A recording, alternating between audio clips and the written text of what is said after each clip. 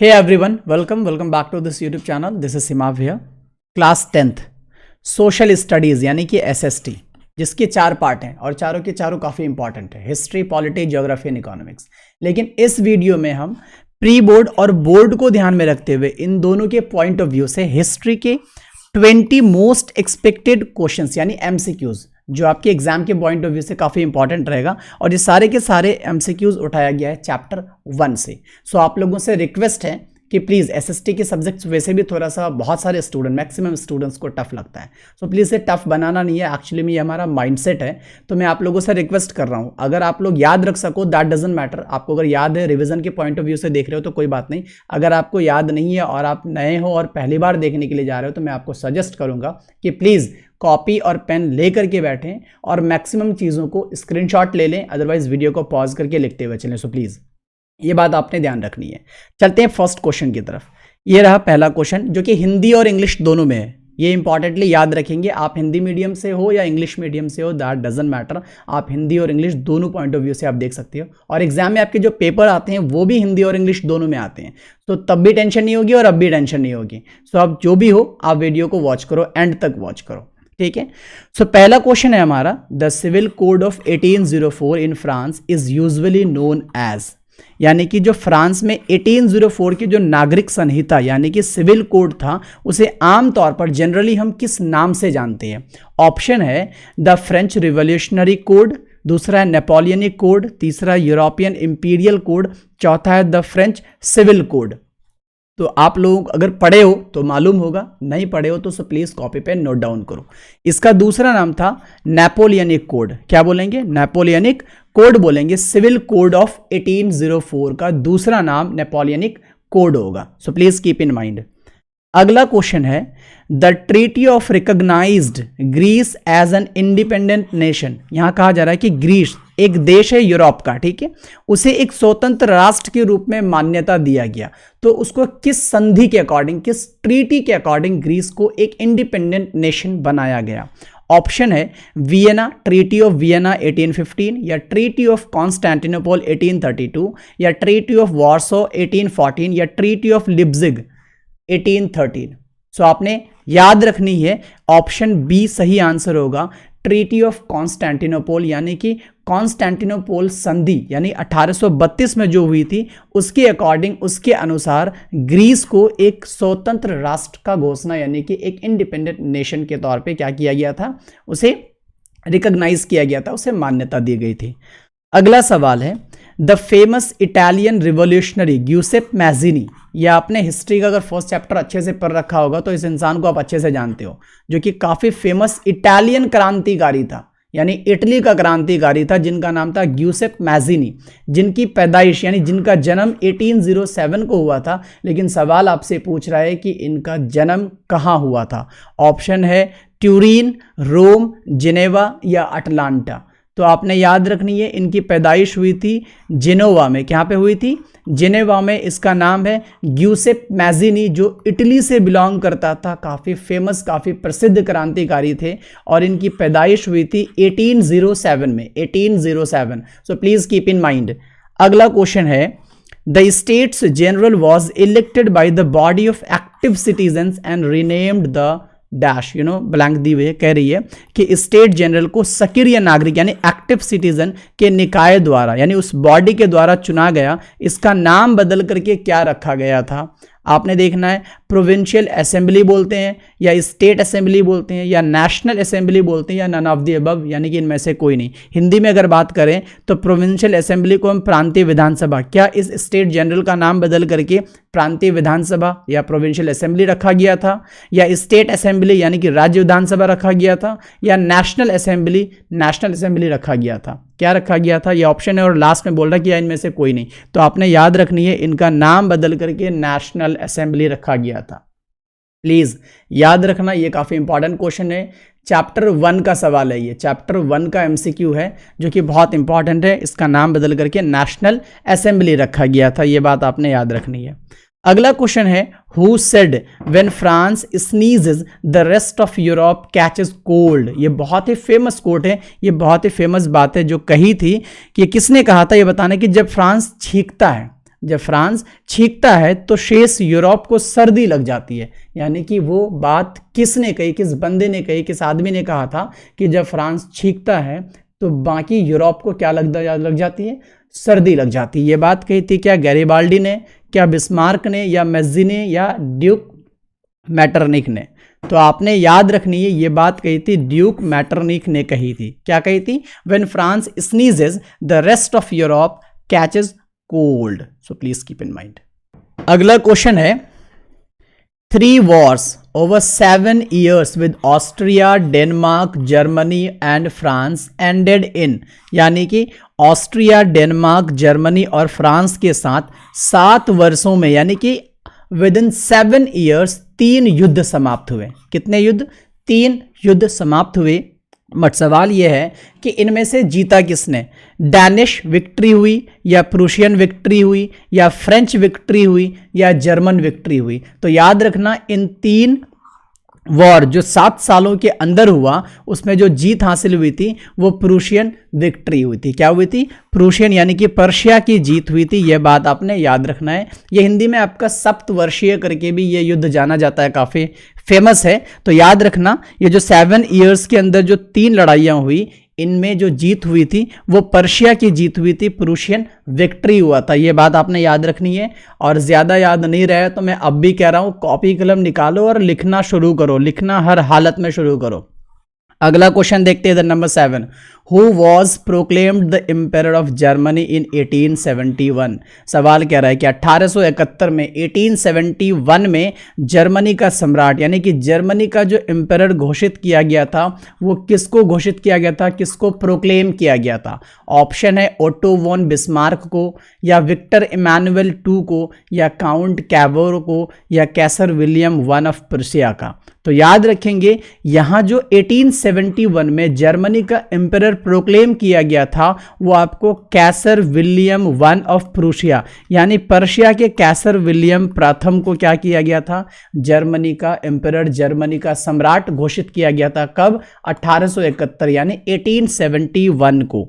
अगला सवाल है Who became the king of United Italy in 1861? अब ये भी सिमिलर क्वेश्चन है बट ये है आपका इटली से रिलेटेड। यानी कि 1861 में 1861 में इटली का राजा कौन बना था? इटली का राजा कौन बना था? तो ये बात याद रखेंगे, इटली का राजा बना था Victor Emmanuel II, Victor Emmanuel II। और अगर आपसे बात कर ले जर्मनी का राजा किसे बनाया गया था तो आप क्या बताएंगे? विलियम प्रथम यानी कैसर विलियम प्रथम जो कि पर्शिया के थे। और इटली के बात आए तो वहां बता देंगे क्या? Victor Emmanuel II। ये प्लीज दोनों के दोनों क्वेश्चन याद रखना, थोड़ा कंफ्यूजेबल है बट कंफ्यूज होने की जरूरत नहीं है, ये चीजें याद रखने की जरूरत है, फैक्चुअल है। अगला सवाल है Who was responsible for the unification of Germany? देखो जर्मनी के भाई यूनिफाई करी गई थी और इटली का भी, इन दोनों का यूनिफिकेशन के बारे में बहुत अच्छे से डिटेल्स के साथ आपके इस चैप्टर यानी हिस्ट्री के 10th क्लास के हिस्ट्री के बुक में दे रखी है। यूनिफिकेशन ऑफ जर्मनी भी दिया हुआ है और यूनिफिकेशन ऑफ इटली भी दिया हुआ है। तो यहां पे जो सवाल किया जा रहा है कि जर्मनी की एकीकरण में यानी कि जर्मनी के यूनिफिकेशन में जो सबसे ज्यादा रिस्पॉन्सिबल माना जाता है वो किसको माना जाता है, किसको उत्तरदायी माना जाता है? ऑप्शन है काउंट कैवोर को, या बिस्मार्क को, या गैरिबाल्डी को, या ग्यूसेप मैज़िनी को। तो याद रखेंगे ये बंदा काफी फेमस है, बिस्मार्क, ओट्टो वॉन बिस्मार्क को माना जाता है। ओट्टो वॉन बिस्मार्क को क्या माना जाता है? यूनिफिकेशन ऑफ जर्मनी का उत्तरदायी माना जाता है, उसको इसका रेस्पॉन्सिबल माना जाता है बिस्मार्क को। किसको? जर्मनी के यूनिफिकेशन के लिए बिस्मार्क। अगला सवाल है विच of the following resulted in hostility? Hostility का मतलब होता है दुश्मनी, ठीक है, ये बात याद रखोगे। Towards the French आर्मीज in Europe. Europe में कहा जा रहा है कि यूरोप में फ्रांसीसी सेना जो थे, फ्रेंच आर्मीज जो था उनके प्रति थोड़ी सी क्या हो गई थी? एनमिटी, हॉस्टिलिटी पैदा हो गई थी, शत्रुता पैदा हो गई थी। तो इसके पीछे का रीजन क्या था? तो देखेंगे क्या forced conscription into the French आर्मीज, censorship, या फिर यूनिफॉर्म लॉज। ऑप्शन ए और बी दोनों। कहा जा रहा है कि फ्रांसीसी नेताओं को जबरन भर्ती करी गई, इस वजह से नाराज हो गए थे, सेंसरशिप की वजह से नाराज हो गए थे, या समान कानून की वजह से नाराज हो गए थे, या ऑप्शन डी कह रहा है कि ए और बी दोनों की वजह से नाराज हो गए थे, दोनों की वजह से ये थोड़ी शत्रुता पैदा हो गई थी। तो आपने याद रखनी है ऑप्शन डी होगा, ऑप्शन डी, बिकॉज यहां पे ए और बी दोनों के दोनों क्या लग रहा है, आपका ऑप्शन सही बनेगा, क्योंकि यहां पे जो जबरन भर्ती करी जा रही थी किसको, फ्रेंच आर्मीज को, और दूसरा यूनिफॉर्म लॉज को भी लेकर के आ गया था, सबको बराबर बांटा जा रहा था। इन दोनों पॉइंट ऑफ व्यू से फ्रेंच आर्मीज यूरोप में थोड़ी सी हॉस्टिलिटी पैदा हो गई थी उनके बीच में। अगला सवाल है, a secret society named young Italy was established in, यानी यंग इटली नाम का एक सोसाइटी, एक सीक्रेट सोसाइटी क्या करी गई थी, इस्टेब्लिश करी गई थी, उस सोसाइटी की स्थापना करी गई थी, लेकिन वो कहाँ करी गई थी, ये आप ऑप्शन बताना है आपने। ऑप्शन है मार्सिले, बर्न, ज्यूरिक और जिनेवा। तो याद रखनी है, यंग इटली की जब हम बात करते हैं तो उसकी स्थापना की गई थी मार्सिले में। कहाँ करी गई थी, मार्सिले में, याद रखेंगे। और एक बात यह भी याद रखना है कि यंग इटली की स्टैब्लिश जो करी थी, स्थापना जो करी थी, वो किसने करी थी, वो ग्यूसेप मैज़ीनी ने करी थी, ग्यूसेप मैज़ीनी ने करी थी। ये बात आप याद रखोगे, ग्यूसेप मैज़ीनी। यंग इटली कब करी, कहाँ करी गई थी, मार्सिले में करी गई थी। चलो अगला क्वेश्चन है, the first political experiment in liberal democracy took place in, यानी कि उदार लोकतंत्र, यानी लिबरल डेमोक्रेसी का जो पहला राजनीतिक प्रयोग यानी कि पॉलिटिकल एक्सपेरिमेंट किया गया, वो कहां पे किया गया था, जर्मनी में, फ्रांस में, इटली में या ग्रेट ब्रिटेन में। तो आपने याद रखनी है option B is the right answer. ये लिबरल डेमोक्रेसी का जो पॉलिटिकल एक्सपेरिमेंट, पहली पॉलिटिकल एक्सपेरिमेंट जो करी गई थी, वो फ्रांस में करी गई थी। कहां करी गई थी, फ्रांस में। कीप इन माइंड, फ्रांस क्या है, एक यूरोपियन कंट्री है, ये बात याद रखना। यूरोपियन कंट्री तो वैसे जर्मनी भी है, इटली भी है और ग्रेट ब्रिटेन भी है, सबके सब यूरोपियन कंट्रीज हैं। अगला सवाल है, Which of the following statements about the Civil Code of 1804, जो हमारा पहला क्वेश्चन था, सिविल कोड ऑफ 1804, जिसको हम लोग जनरली नेपोलियनिक कोड के नाम से भी जानते हैं। तो सवाल यह है कि इनसे रिलेटेड कुछ यहाँ पे कथन यानी कुछ आपके स्टेप्स दिए गए हैं, कुछ स्टेटमेंट्स दिए गए हैं, इनमें से कौन सही है ये आपने बतानी है।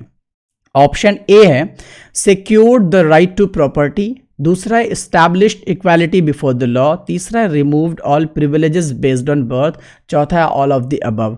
कहने का सेंस ये है कि 1804 का जो नागरिक संहिता था यानी सिविल कोड जो था, जिसे आमतौर पर हम लोग नेपोलियनिक संहिता यानी नेपोलियनिक कोड के नाम से जानते हैं, उसके बारे में निम्नलिखित में से कौन सा कथन, कौन सा स्टेटमेंट क्या है, सही है। पहला बोल रहा है secured the right to property, यानी संपत्ति का अधिकार को सुरक्षित किया गया।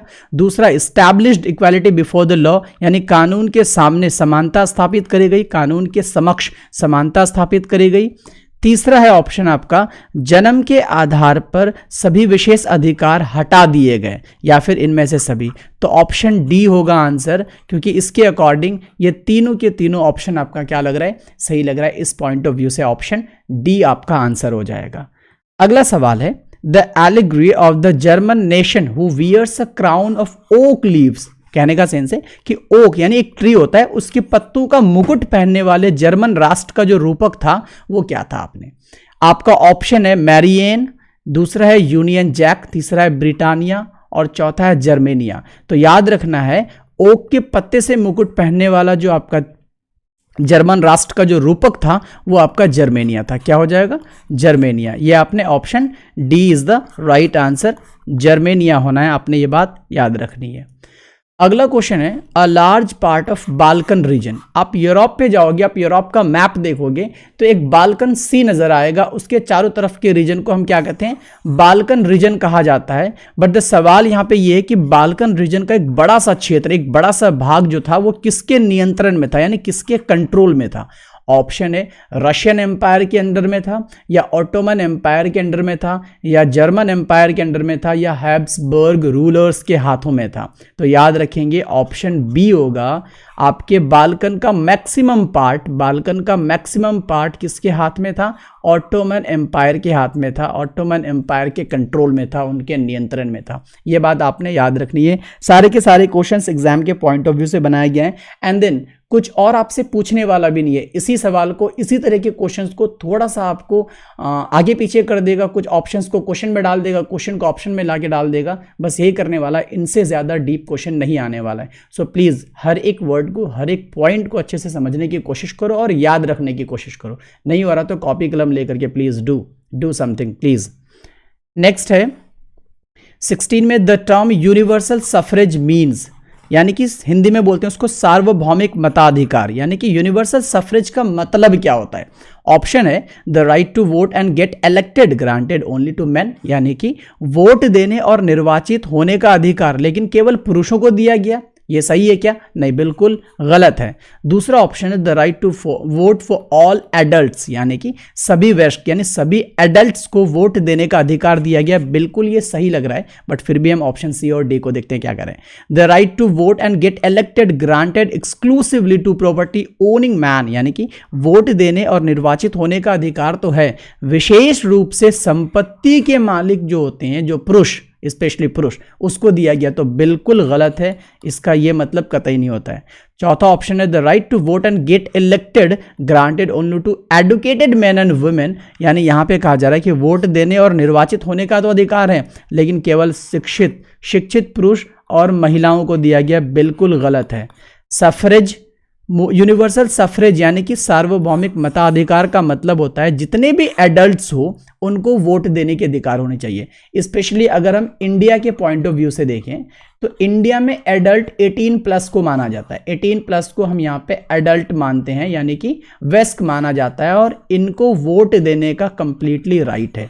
जो भी इंडियन सिटीजन है और वो 18 प्लस है, उनके पास वोटर आईडी कार्ड अगर है तो वो डेफिनेटली वोट कर सकता है, उसे वोट करने से कोई भी नहीं रोक सकता। यही होती है यूनिवर्सल सफरेज। और याद रखेंगे अलग अलग कंट्रीज का एडल्ट को जो मार्क करने की जो एक एज ग्रुप होती है वो हर जगह का डिफरेंट होता है, बट इंडिया में 18 प्लस को ही हम एडल्ट कहते हैं। So keep in mind.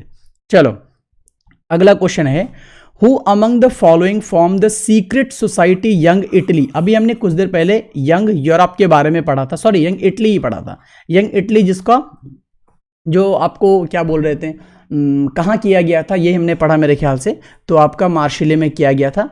मार्शिले में आपका इसका फॉर्म करी गई थी, स्थापना करी गई थी किसका, यंग इटली का। बट यहाँ पे सवाल जो पूछा जा रहा है, इसका फॉर्म जो किया, इस सोसाइटी सीक्रेट सोसाइटी का जो स्थापना किया था वो किसने किया था, जो कि मैंने उस वक्त आंसर बताया था।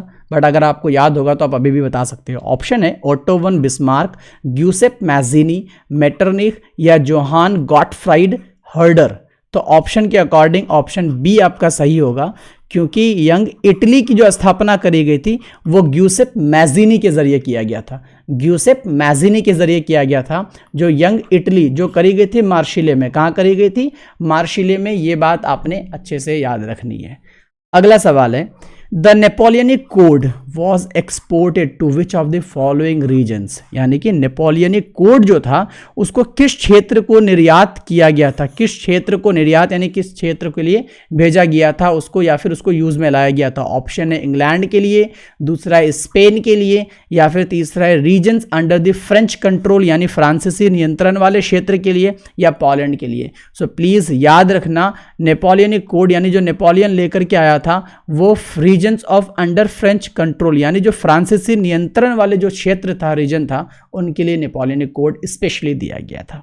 अगला सवाल है, the first great revolution please keep in mind which gave the clear idea of nationalism with its core words, यानी कि एक ग्रेट रिवॉल्यूशन बोली जा रही, जो पहली महान क्रांति क्या नाम से हम जानते हैं उस चीज को, जो कि एक क्लियर आइडिया हमें क्या किया, दिया, किसके नाम पे, नेशनलिज्म के नाम पे, यानी कि राष्ट्रवाद के नाम से पहली क्लियर आइडिया दिया, जिसका कोर वर्ड था liberty, equality and fraternity. In 3 word से हम सभी वाकिफ हैं, हम सब जानते हैं मेरे ख्याल से। तो सवाल यहाँ पे यही है कि पहली महान क्रांति जो कि फर्स्ट ग्रेट रिवॉल्यूशन था, जिसके अपने मूल शब्द थे, जो कि कोर वर्ड था स्वतंत्रता, जिसको हम बोलते हैं लिबर्टी, समानता, इक्वालिटी, बंधुत्व यानी कि फ्रेटर्निटी के साथ राष्ट्रवाद का स्पष्ट विचार दिया। वो क्या था, वो कौन सा रिवॉल्यूशन, कौन सा क्रांति था? क्या रशियन क्रांति यानी कि रशियन रिवॉल्यूशन था, फ्रेंच क्रांति यानी फ्रेंच रिवॉल्यूशन फ्रांसीसी क्रांति था, या अमेरिकन रिवॉल्यूशन अमेरिका की क्रांति थी, या फिर India's first war of independence यानी कि भारत का पहला स्वतंत्रता संग्राम था? तो इनमें से ऑप्शन होगा आपका बी, फ्रेंच रिवॉल्यूशन। फ्रांस की क्रांति के दौरान ही इन 3 कोर वर्ड को यूज किया गया था, लिबर्टी, इक्वालिटी एंड फ्रेटर्निटी। इस चीज को हमारी इंडियन कॉन्स्टिट्यूशन ने भी अडॉप्ट करी है, इन तीनों के तीनों कोर वर्ड को। सो याद रखना, इन तीनों कोर वर्ड की पैदाइश यानी कि इनको शुरुआत कहाँ की गई, फ्रांस की क्रांति में, फ्रेंच रिवॉल्यूशन में। अगला सवाल है लास्ट मेरे ख्याल से question number 20, which of the following countries did not attend the Congress of Vienna.